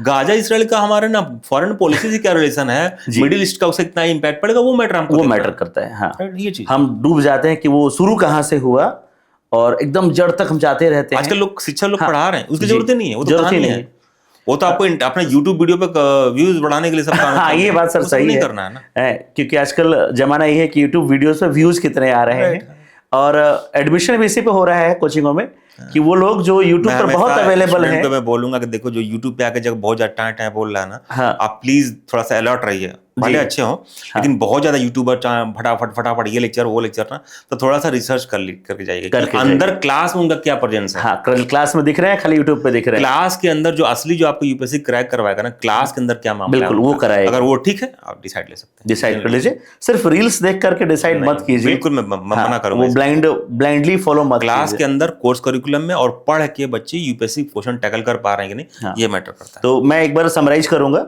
कि सर ने क्या कहा है। सर ने कहा है कि सबसे पहले तो एक बार ना सिर्फ रील्स पे मत जाइए, क्लास में जाइए, देखिए कौन पढ़ा रहा है, कैसा पढ़ा रहा है। चलिए तो हो गया, टीचर कैसा पढ़ा रहा है, क्या आपके पास उसका मेंटोरशिप एक्सेस है, कि आपने मेंस का आंसर लिखा, मालूम चला चेक ही नहीं हुआ है, हाँ, exactly. या आपको कमियां पता नहीं, गुड लिख के छोड़ दिया है, या आप जिससे पढ़ रहे हैं वो आपका जो कोर्स है करिकुलम, उससे पूछे कि हाँ ये जो हिस्ट्री चल रही है ना वो कितने महीने चलेगी। मालूम चला कि चल रही है बस पिछले 6 महीने से हिस्ट्री चल रही है। 6 महीने में तो 2 ही सब्जेक्ट चलता है, हाँ, बड़े कोचिंग में देखा हूं मैं। हाँ सर, मैंने भी लास्ट देखा, में खींचम खींच चलता है, लास्ट में वो भाग रहे हैं वो मैक सुपरसोनिक स्पीड से और शुरुआत में वो बैलगाड़ी की तरह चल रहे हैं। तो उनका करिकुलम सर बहुत जरूरी है। बात बहुत अच्छी लगी मुझे कि करिकुलम देखिए कि हाँ सब्जेक्ट का वेटेज कितना है और उसको कितना टाइम अलॉट किया गया है, ये बहुत जरूरी है। सर एक अच्छे करिकुलम में कितने घंटे का क्लासरूम प्रोग्राम होना चाहिए, मैं एक सवाल ये जानना चाहता हूँ। ये डिपेंड करता है कि वहाँ का जो कोर करिकुलम डिजाइन करने वाले हैं वो कितने एफिशिएंट है, कितना अच्छा, हाँ, ये बात तो है बिल्कुल। जैसे मैंने लगभग 500 के आसपास 600 घंटे में अपने कोर्स फाउंडेशन करा देता हूँ, 600 के आसपास। ठीक है काफ़ी कोचिंग में 800 घंटे के 1000 घंटे का भी कोर्स सर, 1800 घंटे का भी है। हाँ, तो वो मुझे नहीं करना है। बच्चों को यूपीएससी कोर्स का पीएचडी नहीं कराना है। हाँ, पीएचडी नहीं कराना है। मैं सफिशिएंट फाउंडेशन कराता हूँ, उसके बाद मेंटरशिप आंसर एडवांस बैच कराता हूँ, हाँ। मेन एग्जाम के लिए तैयार करता हूँ। पहला तो फाउंडेशन होता है जी। उसके उतने में हो जाता है। हाँ। और उसके बाद में बच्चों को पुश करके मैं एग्जाम के लिए रेडी करता हूँ। एग्जाम बीट कैसे करोगे, एग्जाम को कम्पीट कैसे करोगे, एग्जाम को फेस कैसे करोगे, वो मैं मेंटरशिप करवा देता हूँ। जी, हमारा बच्चा रेडी हो जाता है। हाँ बिल्कुल रेडी होता है। सर एक बात और मैं करूंगा कि आपने भी आंसर राइटिंग की बात की, तो सर कितना रोल है आंसर राइटिंग का, और क्या टेस्ट सीरीज भी बहुत रोल प्ले करता है, एक बड़ा सेगमेंट है टेस्ट सीरीज का, तो सर इस पे आप क्या कहना चाहेंगे? मैं आंसर दे रहा हूँ, इसको बहुत ध्यान से आप लोग सुनिएगा। जितने भी बच्चे देखेंगे वीडियो पे सबको मैं बोलूंगा बहुत ध्यान से सुनिएगा आप, ये बहुत इंपॉर्टेंट फैक्टर है। जी। मेरे पास एक्सपीरियंस उस जमाने से जब कोई आंसर राइटिंग नहीं हुआ करता था। एग्जैक्टली नहीं हुआ करता था। 2000 मैं भी उसी जमाने से, हाँ बिल्कुल नहीं था सर। क्योंकि मैं सन 2000 से यूपीएससी के तैयारी करने वालों के साथ ही उन्हीं के साथ पला बड़ा हूँ, राइट। अच्छा जी। पहला 10 साल उन्हीं के साथ, 2000 से लेकर 2010 तक उन्हीं के बीच रहा हूँ। 2011 से मैं इसी फील्ड में एमबीए करके इसी फील्ड में जॉब मेरी लग गई, राइट जी, यूपीएससी कोचिंग में, और इस इंडस्ट्री में आ गया। तो मेरे पास 25 साल का एक्सपीरियंस, अगर ट्रेंड की बात करें और आंसर राइटिंग की बात करें तो 2000 तक आंसर राइटिंग नहीं कोई टेस्ट सीरीज होता था। बिरले कहीं कुछ बच्चे लिख लेते थे एग्जाम से फ्यू डेज पहले, कुछ मुझे लिखने की प्रैक्टिस कर लें, अदरवाइज 2010 तक कोई टेस्ट सीरीज नहीं हुआ करती। 2011-12 के बाद थोड़ा सा आंसर राइटिंग का मामला चालू हुआ, खासकर जब से पैटर्न 2013 के बाद चालू बदला है सर। उस समय में इतनी नीड भी नहीं थी शायद। पहले मुझे याद है 600 वर्ड के आंसर हुआ करते थे, तो भूमिका ही, इंट्रोडक्शन ही लिखने में बच्चे एक पेज बिल्कुल कुछ भी लिखे जा रहे हैं, पूरा राम कथा चल रहा है, कहानी बढ़ रही है, जैसे वो कोई डायग्राम कोई पॉइंटर्स की जरूरत नहीं थी पहले जी। लिख दो और अंडरलाइन कर दो, काम हो गया। वो यूपीएससी 600 500 400 वर्ड के आंसर हुआ करते थे। 2013 के बाद से यूपीएससी, और डिमांड बहुत डीप नहीं हुआ करता था। हाँ ये तो था, सीधे 400 वर्ड का, 600 वर्ड लिखने के लिए, ठीक ना। अब भरी कॉपी। अब जमाना चला गया 2013 के बाद से। 13 के बाद से यूपीएससी का डिमांड और डायनेमिक हो गया, बड़ा हो गया, डीप हो गया, डीप अंडरस्टैंडिंग की रिक्वायरमेंट आने लगी, और आपको आंसर का डिमांड इतना, हाँ, और स्पेस दिया इतना जी। तो वहां से क्या हुआ, आपको इंट्रोडक्शन में ही बहुत कम वर्ड में पूरी बात को इंट्रोड्यूस कर देनी है। बॉडी पार्ट में क्या करना, आपको डिटेल एलोबरेट करने का टाइम नहीं है, क्योंकि एलोबरेट करने में आपका टाइम भी कंज्यूम होता है और स्पेस तो है ही नहीं। स्पेस तो है ही। और एग्जाम अब तो पहले बहुत कम क्वेश्चन हुआ, अब तो 20 क्वेश्चन, एक क्वेश्चन के 7 to 8 मिनट है। हाँ। उसमें थिंकिंग भी करना है, क्वेश्चन फ्रेम भी करना और लिखना भी है। हाँ। और डायनेमिक लिख के आना है, सबसे अच्छा लिख के आना है। 7 मिनट में लिखने के लिए लिख दिया। हाँ। 7 मिनट में एक शॉर्ट क्वेश्चन और 11 मिनट में लॉन्ग क्वेश्चन, मतलब टोटल एवरेज 8 मिनट होता है। हाँ, 8 मिनट होता है, 8-9 मिनट होता है कुल मिलाकर, राइट जी। तो आपको उसी में सब कुछ करना है, and you have to write the best answer. Exactly, सबसे अच्छा आंसर लिखना है, सबसे अच्छा भी लिखना, कंप्लीट आंसर लिखना है। आधा अधूरा लगे तो भी नंबर कम, तभी नंबर नहीं देगा। तो 2013 के बाद से आंसर राइटिंग का इंपॉर्टेंस बढ़ गया। जब यूपीएससी ने ऐसा किया तो उसका डिमांड बढ़ गया। अब आंसर राइटिंग का बहुत मेजर रोल इसलिए है कि प्रीलिम्स का तो स्कोर कट ऑफ में नहीं, मेरिट में नहीं काउंट होता है, वो तो बस प्रीलिम्स फिल्टर करने के लिए, राइट। बिल्कुल। अब जो मेरिट 2025 नंबर की बनती है, उसमें से 275 इंटरव्यू का है। हाँ। 1750 मेन आंसर राइटिंग कर रहा है जी। और आपका जो किस्मत है यूपीएससी में ड्रीम का जॉब पाने का, ये यूपीएससी क्रैक करने का, आंसर राइटिंग पे ज्यादा डिमांड हो गया। क्योंकि कितने नॉलेज रखते हो, कितने नोट्स बनाए, कितने घंटे, वो कोई मैटर नहीं करता। आप कॉपी में प्रेजेंट कैसा किया है वो मैटर करता है, कॉपी में कितना अच्छा लिखा हुआ है वो मैटर। इसलिए नॉलेज गेन के साथ साथ अब आंसर राइटिंग का इंपॉर्टेंस बढ़ गया है, बिल्कुल टू द पॉइंट। अब कम वर्ड में सारी बात लिखने का, डायग्राम, पॉइंटर्स, एवरीथिंग। अब आंसर राइटिंग स्किल की बात होने लगी है। आंसर राइटिंग स्किल आपको बेहतर करना पड़ेगा अगर यूपीएससी मेंस एग्जाम में अच्छे स्कोर उठाना है, क्योंकि इंटरव्यू अनप्रेडिक्टेबल है। बिल्कुल अनप्रेडिक्टेबल है। सेम पर्सन को मैंने देखा है कि सेम स्टूडेंट सेम बोर्ड में पिछले साल नंबर बहुत वर्स्ट पाया और अगले साल बहुत अच्छा नंबर पाया, या एक ही साल में उस बच्चे ने 2 इंटरव्यू दिया, यूपीएससी सिविल सर्विस और उसका फॉरेस्ट का, हाँ, 20 दिन के गैप पे दिया। सेम पर्सन यूपीएससी में बहुत मेरा ही स्टूडेंट है, विवेक है मेरा बच्चा। हाँ। पहले यूपीएससी में बहुत वर्स्ट नंबर मिला बाहर, और 20 दिन बाद इंटरव्यू दिया फॉरेस्ट का, उसमें बहुत अच्छे नंबर मिले सेलेक्ट जी। तो एक person same board same UPSC भवन, क्या चेंज उसके कैरेक्टर में आ गया? हाँ। कि आप 35 20 दिन में क्या चेंज 35 मार्क्स का डिफरेंस, हाँ, राइट ना। तो इसलिए इंटरव्यू भरोसा नहीं कर सकते, और भरोसा किस पे कर सकते? जो आपके हाथ में, वो आपका मेंस का है 1750, और जो कि आपके हाथ में है, और उसमें करने के लिए, पूरा नॉलेज डालने के लिए आंसर राइटिंग स्किल। जिसका बेहतर होगा वो स्मार्टली 50-60 नंबर बढ़ा सकता है। बढ़ा सकता है, और बिल्कुल। वो बहुत डिसाइड कर देगा कि आप कितना रैंक जाओगे। सर मैं एक ही बात कहता हूं कि देखो यार, एक काम करना, सिर्फ हर सवाल में आधा नंबर एक्स्ट्रा छीनने की कोशिश करना। Exactly. आधा नंबर अगर आप एक्स्ट्रा छीन रहे हैं, आपके जीएस के 4 पेपर, 2 पेपर आपके ऑप्शनल के 6 पेपर, लगभग आप अगर 10 नंबर भी हर पेपर में खींच रहे हैं, आंसर राइटिंग स्किल से आएगा। स्किल से आएगा। हाँ, अगर- तो ये उसके लिए हमें 3 चीज पे फोकस करना होगा: कंटेंट, कंटेंट का प्रेजेंटेशन और time management, overall brilliant answer writing skill. Skill. हाँ सर, उसके लिए क्या करना चाहिए, कैसे डेवलप होगा? अच्छा प्रैक्टिस, अच्छा mentor, regular answer writing, Regular answer writing. Sufficient practice, sufficient excess नहीं करना, Sufficient सफिशिएंट करना है। प्लस अच्छे से थोड़ा सा कोई आपको आंसर राइटिंग करना सिखा दे, क्वालिटी आंसर राइटिंग लिखना सिखा दे, आपको वो लेवल पे इंप्रूव करा दे, टाइमली फीडबैक दे दे, हाँ। और आपको ग्रेजुअली स्टार्ट करा के ग्रेजुअली 2-4 महीने में, 5 महीने में आपको ब्रिलियंट वहां तक पहुंचा दे। जी जी।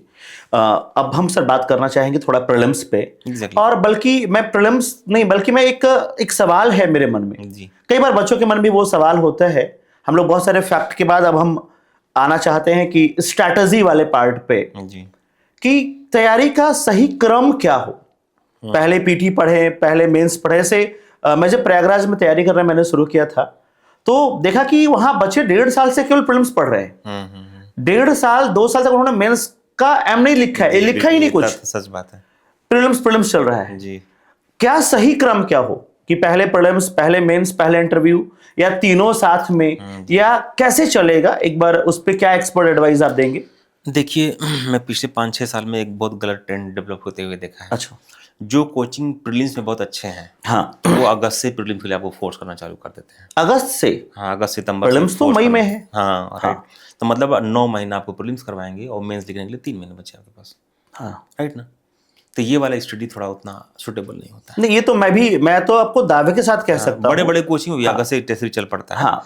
बट उसको क्लैरिटी देना चाहिए। अगर मैं पहले अर्ली स्टार्ट करवा रहा हूँ तो किस बच्चे को ज्वाइन करना चाहिए अर्ली, किस बच्चे को थोड़ा सा और रुक करके ज्वाइन करना चाहिए। Plus student different different categories हैं। हाँ। जो बच्चा अगर अर्ली करना चाहता है, अगस्त सितंबर जुलाई से प्रीलिम्स की तरफ जाना चाहता है, या आपने क्रम पूछा, तो तैयारी की क्रम बोलूंगा, सबसे पहले ना प्रीलिम्स की करिए ना मेंस की करिए, आप एक होलिस्टिक तैयारी करिए। जो कोर्स करिकुलम था, सिलेबस कवर करिए सिस्टमेटिक तरीके से। जी। उस प्री कम मेन एक साथ ही होता है। हाँ, आपको बिल्कुल पता है होता अभी बार जी जी जी। पहले सिलेबस को सिस्टमेटिक कवर करिए।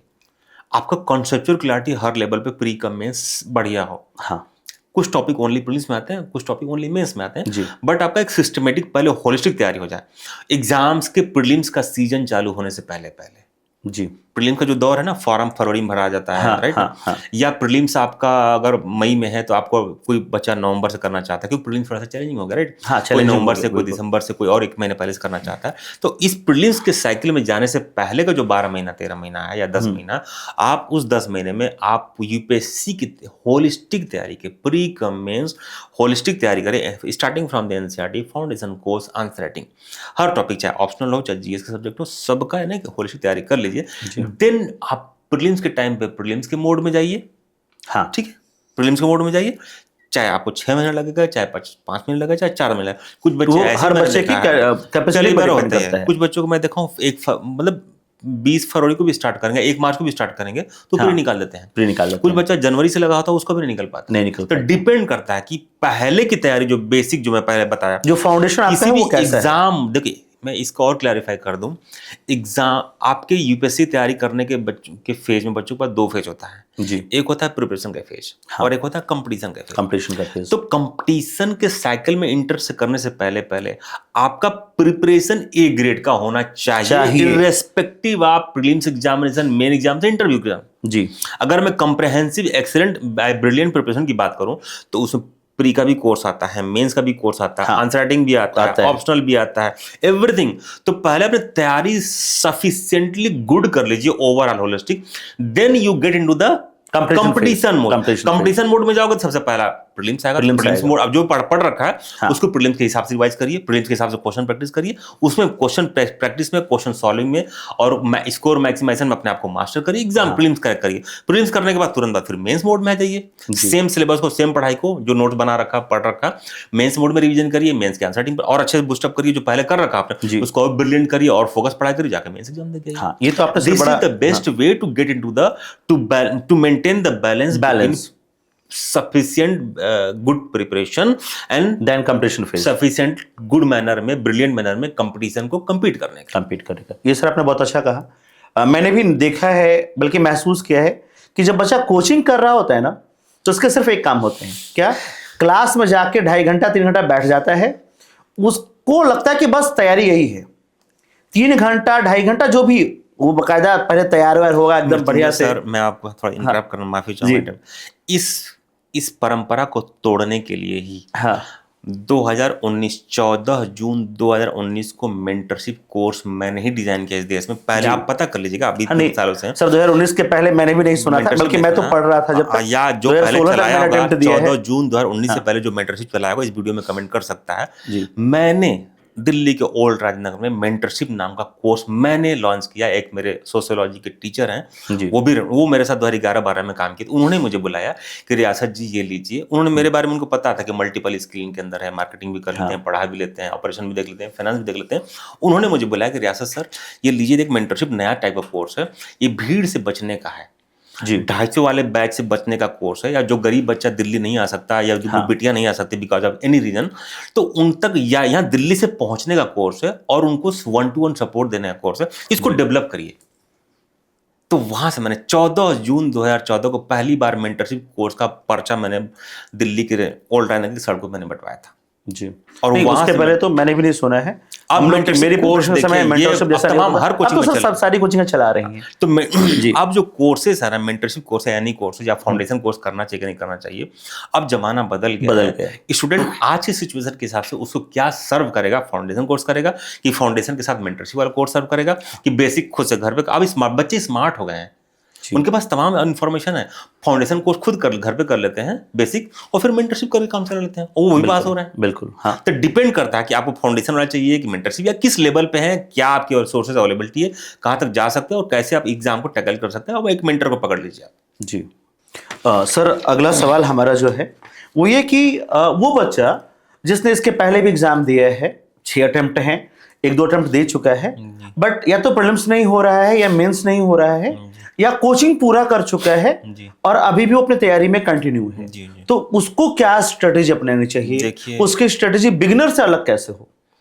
देखिए, यहाँ पर जब बच्चा 3 साल नहीं होता है ना, तो उसके तमाम प्रेशर आने लगते हैं। हाँ बिल्कुल। और उसका दिमाग बंद होने लगता है, करें क्या, राइट? करें क्या? ऐसे टाइम पे ना मैं बताऊँ, आजकल आज के ज़माने में, राइट ना, या चाहे 3 बार प्रीलिम्स हो रहा, मेंस नहीं हो रहा, या प्रीलिम्स ही नहीं हो रहा, राइट, अगर 3 बार आपने खुद प्रयास कर लिया, फाउंडेशन भी कोचिंग भी किया, और 3 बार नहीं हो रहा है या इससे ज़्यादा, मैं बोलूँगा आप एक अच्छा मेंटर पकड़ लीजिए। सिंपल सा सवाल है। मेंटरशिप की फीस बहुत ज़्यादा नहीं है, आप अपने अफोर्डेबिलिटी के हिसाब से हर लेवल पे मेंटरशिप, बट देखना मेंटर चूज करते समय बहुत ध्यान रखना, अदरवाइज फिर और डिवास्टेशन हो जाएगा आपका, और लॉस हो जाएगा आपका, अगला 2 अटेम्प्ट भी खराब होगा, बिल्कुल, राइट ना। तो एक अच्छा मेंटर ढूंढ लीजिए, उस पर रिसर्च कर लीजिएगा, 15 दिन अच्छे से बढ़िया से करके रिसर्च करके एक अच्छा मेंटर चूज कर लीजिए, ताकि जो अपने से खुद नहीं हो पाया and still you are committed कि आपका ड्रीम करने मुझे यूपीएससी करना है, या एटलीस्ट इंटरव्यू दे के आना मुझे, राइट ना, तो एक अच्छा मेंटर ले लो ना, जो एक्सपीरियंस होल्डर हो जी, एक्सपीरियंस तमाम बच्चों को करवाया हो, प्रूफ हो, जेन्युइन प्रूफ हो, हाँ, कोर्स करिकुलम जहाँ अच्छा हो, वहाँ के पढ़ाई हुई यूपीएससी में एग्जाम में क्वेश्चन मैच करता हो, या यूपीएससी एग्जाम को टैकल करने में हेल्प करता हो, राइट जी। ऐसे मेंटर, सिंपल सा सवाल जी। सर एंट्री डेट की बात हम लोग कर चुके हैं, क्या कोई एग्जिट डेट भी डिसाइड करना चाहिए? अगर करना चाहिए तो कब? और एक और सवाल आता है कि क्या केवल यूपीएससी, क्योंकि मैंने कई बार देखा कि लोग 20 साल, एक वीडियो वायरल हो रहा था मुखर्जी नगर का, कोई जी मैंने भी 20 साल 22 साल, सर 22 साल की साधना का रिजल्ट सुनने हैं तो लगता नहीं कि भगवान बदल देना चाहिए।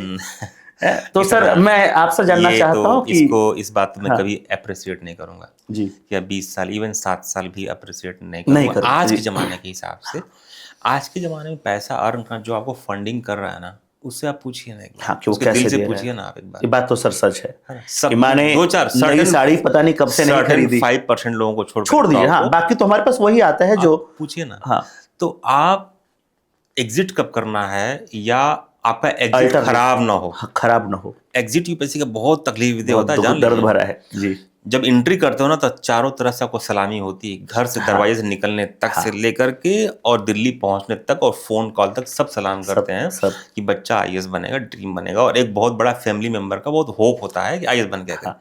ठीक है, तो एंट्री जब करिए ना, तो एंट्री आपका इतना सही हो, सिस्टमेटिक हो, स्मार्ट हो कि आपका एग्जिट बुरा ना हो। एग्जिट बुरा ना हो जी। ठीक है ना? ठीक है। जब आप यूपीएससी के आ रहे हैं तो पहला साल, जो पहला 12 से 15 महीने का तैयारी वाला फेज है, मैंने जी। बोला था, तैयारी अच्छी करिए आप। हाँ पहला 1 साल, 12 महीना, 13 महीना, किसी को 15 महीने भी लग सकता है, किसी को 17 महीने भी लग सकता है। 12 से 18 महीना मैं कह रहा हूँ। ये अगर आपने अच्छी तैयारी कर ली, अच्छी कोचिंग, अच्छा मेटेरियल, अच्छे कोर्स करिकुलम में और अच्छे मेंटर अच्छे वाले कर लिया आपने, और अच्छी मेहनत भी, क्योंकि आप लोग सिर्फ कोचिंग करते हैं ये मुझे पता है। बता रहा हूँ। तो पहला 12-18 महीने में अगर तैयारी अच्छी कर ली तो आप यूपीएससी करिए। अल्टरनेट भी आप सर्च कर सकते हैं। अगर यूपीएससी की तैयारी अच्छी हो गई तो आपको आप जो कोर्स करिकुलम यूपीएससी के ऑलमोस्ट स्टेट पीसीएस के सारे जो स्टेट के हैं यूपीएससी लेवल के कोर्स करिकुलम से मैच है। हाँ, मैच है। अगर यूपीएससी आपका बीपीएससी भी दे सकते हैं, यूपीएससी भी दे सकते हैं, यूपीएससी दे सकते हैं, एमपी दे सकते हैं। तो आप यूपीएससी के अलावा अल्टरनेट करने का अब स्मार्ट टाइम आ गया है। हाँ, लेकिन पहले ही एग्जाम में अभी तैयारी कोर्स फाउंडेशन खत्म ना हुआ, अब ये भी एग्जाम दे रहे हैं, वो भी एग्जाम दे रहे हैं, और उसके लिए 1 महीने का ब्रेक ले रहे हैं। तब तो आपने साथ आप पाप कर रहे हैं, गलती कर रहे हैं आप। हाँ। पहले 12-13 महीने, 12 से 18 महीने किसी को वेरी करता है। आप पहले बेसिक जो सिलेबस है, स्टार्टिंग फ्रॉम द एनसीईआरटी से लेकर आंसर राइटिंग लेक्चर तक, ऑल ऑप्शनल जीएस दोनों ऐसे लिखने का, आप उसको ब्रिलियंट कर लीजिए और यूपीएससी देना चालू करिए। यूपीएससी के पहले अटेम्प्ट में सक्सेस मिलेगा तो मूव करिए, न मिल पाया तो अल्टरनेट आप सोच सकते हैं। यूपीएससी करते हैं, यूपीएससी की तैयारी करना चाहिए पहला अल्टरनेट। बिल्कुल। अगर आप लगता कि नहीं, फिर इसके साथ आपका इसका ईपीएफओ का एग्जाम होता है, ईपीएफओ होता है, सीएपीएफ है, सीडीएस है, एनडीए, राइट। उसमें अगर आपकी फिजिकल फिटनेस है तो आप कर सकते हैं। अल्टरनेट जिसका फिजिकल फिटनेस नहीं है बट ऑप्शनल बहुत स्ट्रांग है, हाँ, तो ऑप्शनल के थ्रू आप पता है ना, आपको टीचर्स की वैकेंसी निकलती है यूनिवर्सिटीज में, महाविद्यालय में। जी जी जी जी, बिल्कुल बिल्कुल। आप अल्टरनेट वहां पे देख सकते हैं। आपको लगता है कि जीएस में मुझे नहीं मजा आता है या किसी वजह से नहीं मैच कर पाता हूँ, तो ऑप्शनल बहुत स्ट्रांग है। ऑप्शनल के बिहार पे अल्टरनेट इंप्लीमेंट, क्योंकि यूपीएससी का अगर आपका ऑप्शनल तैयार है तो ये मैं चैलेंज देके कहता हूं कि आप हर हाल में उस विषय से नेट क्वालिफाई कर लेंगे, और आप डिग्री कॉलेजेस में, यूनिवर्सिटीज में आप अपॉइंट हो सकते हैं और सिलेक्ट हो सकते हैं। यूनिवर्सिटीज में डिग्री कॉलेज जो टीचिंग का जॉब है, शुरू के 2-3 साल के बाद, रेपुटेशन है, पीसफुल, बहुत पीसफुल है, सर रेपुटेड है, बहुत रेपुटेड है, और सच में बड़ा शानदार जॉब है। तो ये सर आपने बड़ा सारगर्भित बताया कि कब हमको स्विच करना है, कब हमें अल्टरनेट चूज करना और क्या क्या अल्टरनेट हमें चूज करना है, कंडीशन में है, किस कंडीशन में, जीएस के बेस पे क्या कर सकते हैं और ऑप्शनल के बेस पे भी क्या कर सकते हैं। ये सर बड़ा अच्छा था। सर सेल्फ स्टडी करने वाले स्टूडेंट्स के लिए क्या गाइडेंस है, जो कहीं दूर दराज हैं, अब तक कोचिंग नहीं की, क्या सिर्फ सेल्फ स्टडी कर रहे हैं या कोचिंग पूरी करके सिर्फ सेल्फ स्टडी पे लगे हुए हैं? देखिए, आप सेल्फ नहीं रह गए। हाँ, ये तो है। चाहे कितने रूम दरवाजे बंद कर लें जी, कि सारे दरवाजे को, सारे दीवालों को पार करता हुआ इंटरनेट आपके पास पहुंच रहा है, तो आप सेल्फ नहीं रह गए। कहने की बात सेल्फ जी, बट सेल्फ रह नहीं, आपके पास दुनिया आपके हाथ में है। दुनिया को से जो रिसोर्सेज आप पिकअप कर रहे हैं, इट इज यू कि अपने सेल्फ में क्या वैल्यू एडिशन कर रहे हैं, राइट टू वैल्यू एडिशन क्या कर रहे हैं। ठीक है, तो आप चाहे फाउंडेशन करके सेल्फ करिए, चाहे स्टार्टिंग सेल्फ करिए, which ever the source that you are going to do well, अपने सेल्फ को ब्रॉड करने के लिए, सेल्फ को बड़ा सेल्फ करने के लिए कितना राइट रिसोर्सेज चूज कर रहे हैं आज के जमाने में, ये बहुत जरूरी हो गया है, क्योंकि excess of information is leading to misguidance. और आपको सेल्फ से ना तार करने वाला बन चुका है। सेल्फ नहीं रहने दे रहा, आपको डिस्टर्ब करके ना आपको कई टुकड़ों में बांट दे रहा है, राइट ना, तो सेल्फ को डीसेल्फ कर दे रहा है। तो आपके पास इंटरनेट है, मोबाइल है, घर के अंदर बैठा हुआ सेल्फ करने के लिए, बट सेल्फ होकर के अपने सेल्फ को कितना बड़ा, हॉरिजॉन को कितना बड़ा करें, उसकी कैपेसिटी कितना बिल्डिंग करें, आपको रिसोर्सेस, टाइमिंग ऑफ सेल्फ, या तो इनिशिएटिव से सेल्फ, या फाउंडेशन करके सेल्फ, या प्रीलिम्स पास करके सेल्फ, ये डिपेंड करता है आपके सिचुएशन, आपके फाइनेंशियल एबिलिटी पे, आपके लोकेशन पे, टाइम और स्पेस कहाँ रहते हैं, ये सब कुछ उस पर वेरी करता है। तो अकॉर्डिंगली आप स्मार्ट डिसीजन लेना चाहिए। नहीं ले पा रहे, किसी एक अच्छे मेंटर से डिस्कशन कर लीजिए, हाँ, या सीनियर से। अच्छा सर, आपने अभी कहा इंटरनेट, सर एक सवाल और है जो बड़ा चैलेंजिंग है, खतरनाक भी है, सोशल मीडिया। जी, इसको कैसे मैनेज करें? सोशल मीडिया आजकल देखते हैं कि उंगलियों में दर्द होने लगता है स्क्रॉल करते करते। तो ये जो स्क्रॉल अप स्क्रॉल डाउन वाला जो हमारा जनरेशन है, ये कैसे टैकल करेगा यूपीएससी की तैयारी और सोशल मीडिया? देखिए, सोशल मीडिया ना दो मुहा तलवार है। हाँ, या दो मुहा सांप है? सांप है जी। ठीक है ना, इधर से भी काटेगा उधर से भी काटेगा। इसका आंसर नहीं दूंगा, बट इसका 2 एग्जाम्पल डिस्कस करूंगा, उसमें आंसर खुद ही है। जी 2 एग्जाम्पल दे रहा हूँ जी। आप। अल्कोहल हमारे भारतीय समाज में और हमारे बाहर सोशियो रिलीजियस समाज में हाँ मना है, मना है बिल्कुल। चाहे हिंदू मुस्लिम हाँ, सिख ईसाई सब कहीं मना सब जगह मना है जी। है। बट अल्कोहल कफ सिरप में अवेलेबल है और Available डॉक्टर है। बोलता है कि पी लो नहीं तो खांसी नहीं सही होगी। हाँ, तो अल्कोहल का बॉटल पकड़ रहे हैं कि कफ सिरप आपको लेना है, ये आपका चॉइस है जी। सोशल मीडिया में बता जी, दें। दूसरा एग्जाम्पल है, इससे बड़ा एग्जाम्पल दे रहा हूँ आपको। दिवाली में दिया जलाने की तो बात होगी, दिवाली का दिया जलाना है, हाँ, राइट? जी जी। माचिस की तीली है, हाँ। उससे या तो दिया जलाइए, हाँ। या उससे घर में आग लगाइए। ये तो आपके ऊपर है। माचिस आपकी तीली, आप माचिस आपके हाथ में, उससे या तो दिया जलाइए। दिया जलाने का मतलब ये होता है कि प्रकाश, प्रकाश, हाँ, उदयमान, जिंदगी हाँ, बड़ा, हाँ, सब कुछ अच्छा, सब कुछ अच्छा हो जाए, एवरीथिंग इज खुशहाली, फाइन। हाँ तो दिया से घर भी जलता है। हाँ तो अब चॉइस आपके ऊपर है। तो सोशल मीडिया का वैसा ही दुमुहा त्योहार है। हाँ। वो आप माचिस देखिए, की तीली है। आपको सोशल मीडिया सही यूज कर लिए हाँ तो आपको हो सकता है अच्छे टीचर की एक्सेसिबिलिटी सोशल मीडिया बिल्कुल, के बारे बिल्कुल में है, पता चले, बिल्कुल। वहां से हाँ। कांटेक्ट नहीं मारे और फिर एक अच्छे मेंटर तक पहुंचे आप, पहुंच जाए। हाँ, और सोशल मीडिया पे स्क्रॉल करते रहिए, 2 घंटे बिता करते रहिए, दीजिए। हाँ। It is you it is you. तो सोशल मीडिया माचिस है, स्मार्ट मैनेजमेंट। या तो दिया जलाओ या तो घर। Choice is always yours. Sir हम लोग अब कुछ और लास्ट 2 सवाल और बचे हैं। टाइम कैसे मैनेज करें, क्योंकि सबसे बड़ा एक प्रश्न होता है टाइम मैनेजमेंट का। तो टाइम मैनेज कैसे करें, और इसमें भी 2 कैटेगरी है। एक तो वो है जो जो पढ़ रहे हैं, सिर्फ कोई काम नहीं है, 24 घंटे सिर्फ उनके ऊपर एक काम है कि भाई तुम पढ़ लो किसी तरह। दूसरा वो वर्ग आता है जो जॉब में है, और इसी वर्ग में उनको भी शामिल करूंगा जो मैं आपने पहले भी कहा मैरिड वुमेन, राइट। तो जॉब और मैरिड वुमेन वाले जिनके पास और भी काम है यूपीएससी की तैयारी के अलावा, और भी गम है जमाने में यूपीएससी के अलावा, तो वो वाले, और एक जो बिल्कुल खाली बैठ के सिर्फ तैयारी के नाम पे जो भी कर रहे हो, हाँ तैयारी कर रहे हैं, तो दोनों कैसे टाइम मैनेज करें? तीनों कैटेगरी के लिए बताऊंगा। वर्किंग जॉब के लोगों के अपने अलग इशू हैं, और जो फीमेल मैरिड फीमेल के अंदर है उसके अलग इशू। जी, तो जी, 24/7 वर्किंग है। हाँ वो तो सर सही बात है। बेबी है ना, टोडलर, क्योंकि मेरे पास एग्जांपल तो मुझे पता है, जिसके पास बेबी है, टोडलर, छोटा बच्चा है, और उसको शुरू में तैयारी करने का मतलब अर्ली मैरिड हो गया, और घर में 2-4-5 साल जब सेटल हुई और बच्चे हो गए, तब उसको याद आया कि हम भी कुछ, या घर की उलझनों से देखा कि कुछ बड़ा कर सकते हैं। एक आध अटेम्प्ट ले लें, अगर किस्मत लग गई तो हम भी अदर जो लेडीज हैं जो IPS IAS बन के नाम कमा रही हैं, तो कुछ कर सकते हैं। तो तीनों का अलग चैलेंज है। जो फुल टाइम बच्चा है, तैयारी कर रहा है, UPSC एस्पिरेंट है, उनको सोशल मीडिया जैसे एग्जाम्पल है तो उसका सही यूज करना है जी। टाइमिंग का सही यूज करना है। वो डिपेंड करता है कि कहाँ है, वो कहाँ है। दिल्ली में है तो उसके पास तमाम इन्वायरमेंट है, लाइब्रेरी सिस्टम है, लाइब्रेरी में जाकर आप बोल बातचीत नहीं कर पाओगे, फोन नहीं उठा पाओगे, थोड़ा सा बचोगे। हालांकि सोशल मीडिया डिस्टर्ब लाइब्रेरी के अंदर भी कर रहा है, लेकिन आप तो अपना टाइम बनाओ और एक टाइमिंग को एग्जीक्यूट करो। उस टाइम पे ट्राई करो कि उस 2 घंटे में सिर्फ पढ़ो ही पढ़ो, राइट ना जी। फुल टाइम वाले बच्चे के लिए सुबह दोपहर शाम पढ़ाई करो, और ट्राई करो कि आप दिन रात भागम भाग यूपीएससी के पीछे थोड़ा सा टाइम निकालो, बचाओ, रिक्रिएट करने को अपने आप को जी। टाइम तभी मैनेज कर पाओगे जब आपका माइंड मैनेज रहेगा, हाँ, है ना। आप रट्टा फिक्सन दे धनाधन भागे नहीं जाना है। थोड़ी स्मार्ट समझते हुए करोगे पढ़ाई को, कॉन्सेप्चुअल क्लैरिटी को समझ के, और पीसफुल माइंड से पढ़ाई करोगे। जिस इन्वायरमेंट में वहाँ का डिस्टर्बेंस अगर है, हाँ, तो आप लाख शेड्यूल लिख के बैठो ना, सामने ही दम ऐसे लगा के बैठो ना, नहीं कर पाओगे। आप पीसफुल माइंड होना चाहिए, पीसफुल इन्वायरमेंट होना चाहिए, अच्छे गाइडलाइन, अच्छे गुड सर्किल हो, तो टाइम मैनेजमेंट प्रोडक्टिव निकल के आती है ना, तो आपके हौसले बुलंद होते हैं। हाँ। Day by day syllabus cover हो रहा होता है तो आपके हौसले बुलंद होते हैं, और आपका इंटरेस्ट, मोटिवेशन, कंसिस्टेंसी अपने आप कीप मूविंग रहता है। बिल्कुल ये उसी तरह जैसे कोई बहुत बड़ी गाड़ी है, बहुत ब्रिलियंट गाड़ी है, लेकिन उसके बाल बेयरिंग खराब है, आप चलाइए फिर ना, हाँ, तो कोई फायदा नहीं, मतलब नहीं। तो वो आपका दिमाग पीसफुल हो और आपका एनवायरनमेंट पीसफुल हो, जिस लाइब्रेरी में, जिस मोहल्ले में, जिस एरिया में रहते हैं वो पीसफुल हो, और अच्छे टीचर मेंटर का सपोर्ट मिले, पढ़ते रहिए। फुल टाइम वाले बच्चे के लिए, वर्किंग लोगों के लिए मैं बोलूंगा कि आप पहला, जैसे मेरा वर्क, जब मैं वर्किंग रह के पढ़ाई किया हूँ, ये जॉब भी मेरा वर्किंग पिछले 14 साल, लास्ट 5 ईयर्स अब मैं डेडिकेटली अपना पढ़ने पढ़ाने में हूँ। आइए, अपना मेरा कोचिंग 6-7 साल से चल रहा है मेरा कोचिंग जी। तो जब मैं जॉब में था और मुझे पढ़ना भी था और यूपीएससी तैयारी भी करना था, जॉब भी करना था कोचिंगों में, यूपीएससी में, तो मैं जब भी मेरा ऑफिस जब जहाँ रहता था, 2-3 बार ऐसा हुआ कि अलग अलग ऑफिस, तो ऑफिस से मेरा रहता था कि 500 मीटर के अंदर ही मुझे अपना रूम ढूंढ लेना। हाँ, ये बहुत जरूरी है।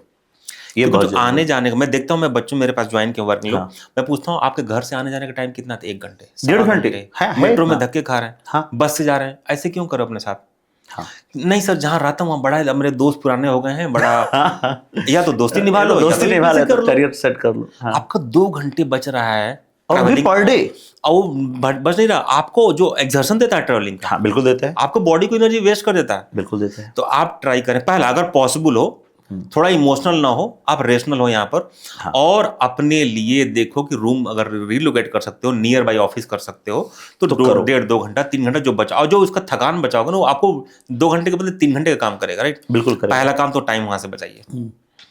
दूसरा काम है, अगर आपका 6 डे वर्किंग है, अगर पॉसिबल हो 5 डे पर जॉब मिल जाए तो ठीक, नहीं तो कोई बात नहीं। हाँ। छुट्टियों को डियर आपको छुट्टी में नहीं उड़ा देना है। आप आगे से बनना चाहते हो, वहां पे सेक्रीफाइस चाहिए, तो छुट्टियों को करिए। जैसे मान दिवाली दशहरा है, हाँ। आप अभी मेरे से पहले डिस्कस, आपने बताया कि दिवाली के दिन सुबह आपने 2 लेक्चर बनाए हाँ, थे, मैं दिवाली के दिन अभी 2 लेक्चर पहले पढ़ाया है, फिर शाम को दिवाली मनाई और जम के मनाई है, राइट ना? सोशल मीडिया पे फोटोज अपलोडेड है, जम के मनाई है। मैं भी ईद के दिन क्या हो, सुबह का ईद फेस्टिवल था, 12-1 बजे के बाद ढीमा हो जाता, तो शाम को जाकर अपने काम में लग गए 2 बजे से 3 बजे से 4 बजे से, क्योंकि सेक्रीफाइस करना है। हाँ। अगर मुझे अपने कुछ बच्चों को यूपीएससी करवा देना है, सपोर्ट करना है, उनको अच्छी सर्विस देनी है, हाँ। तो मुझे सेक्रीफाइस करना पड़ेगा। अगर आपको यूपीएससी करना है तो छुट्टी को एकदम पूरा हल्ला हुल छुट्टी ना मनाइए, नहीं मनाइए, स्मार्ट मैनेजमेंट करिए कि फैमिली, क्योंकि आपका हक बनता है कि अपने माँ बाप को, भाइयों को टाइम दें, बिल्कुल अपने बीवी बच्चों को टाइम दें, जी। तो थोड़ा स्मार्ट मैनेजमेंट कर लीजिए, ठीक है ना? तो जो छुट्टियां आपको छुट्टियों में नहीं उड़ाना है, उसमें से मैक्सिमम ट्राई करो कि एक्सट्रैक्ट करके छुट्टियों को अपने पढ़ाई पे लगाओ। हाँ, ताकि हर दिन होली, हर रात दिवाली हो, ऐसा रहे। हाँ, ऐसा, क्योंकि ना 2 साल 3 साल में मेहनत कर लोगे ना, थोड़ा पेन ले लोगे आप, तो जिंदगी में फिर सेलिब्रेट करो, फिर मजा आएगा सेलिब्रेट करने का। ये बात तो है, कर रहा आपको फिर मजा आएगा सेलिब्रेट करने का। वर्किंग वीमेन के लिए जो घर वाली बच्चियां, हमारी कई बच्चियां हैं, मैं मदद करता हूं उनको, वो फीमेल भी हैं और प्लस घर से दबाव रहा, काम करो काम करो काम करो, या जो मैरिड नहीं है बट घर के अंदर उनका इन्वॉल्वमेंट, उनके लिए भी जाओ, चाय बना लो, हाँ पूरा खाना बना लो, पूरा खाना रोती है मेरे पास लिटरली आकर के कि सर हमारे घर से दबाव है, हम लोग को, वो लोग उनको पता है नहीं यूपीएससी का मतलब क्या है। तो वो बच्चियां, तो मैं बोलता हूँ उनके लिए मैनेजमेंट क्या है